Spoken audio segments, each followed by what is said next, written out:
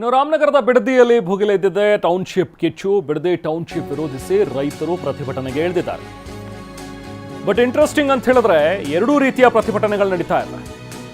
ರೈತರ ಪರ ಮತ್ತು ವಿರೋಧ ಎರಡೂ ಕೂಡ ವ್ಯಕ್ತವಾಗ್ತಾ ಇದೆ. ಬೈರಮಂಗಲದಲ್ಲಿ ನಿರಂತರವಾಗಿ ನಡೀತಾ ಇರುವಂತಹ ಪ್ರತಿಭಟನೆ ಒಂದು ಕಡೆ, ಪರಸ್ಪರ ಮುಖಾಮುಖಿಯಾಗಿದ್ದಾರೆ ಈಗ ಪರ ವಿರೋಧದ ರೈತರು.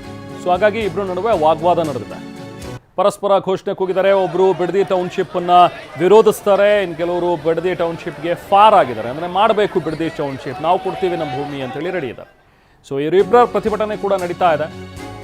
ಈಗ ಯೋಜನೆ ವಿರೋಧಿಸಿರುವಂತಹ ರೈತರಿಗೆ ವಿವಿಧ ಜಿಲ್ಲೆಗಳ ರೈತರು ಕೂಡ ಸಾಥ್ ನೀಡಿದ್ದಾರೆ. ರೈತರ ಹೋರಾಟಕ್ಕೆ ಹಲವು ಜಿಲ್ಲೆಗಳ ಅನ್ನದಾತರು ಬಂದು ಅವರಿಗೆ ಹೋರಾಟದಲ್ಲಿ ಪಾಲ್ಗೊಂಡು ಸಾಥ್ ನೀಡಿದ್ದಾರೆ. ಪ್ರತಿಭಟನೆಗೆ ಆಗಮಿಸಿದಂತಹ ರೈತರ ಬಸ್ ತಡೆದು ಪರ ಇರುವಂತಹ ರೈತರು ಆಕ್ರೋಶವನ್ನು ವ್ಯಕ್ತಪಡಿಸಿದ್ದಾರೆ. ಇವ್ರನ್ನೆಲ್ಲ ದುಡ್ಡು ಕೊಟ್ಟು ಕರೆಸ್ತಾ ಇದ್ದಾರೆ ಅಂತ ಹೇಳಿ ಯೋಜನೆ ಪರ ಇರೋ ರೈತರ ಆಗ್ರಹ.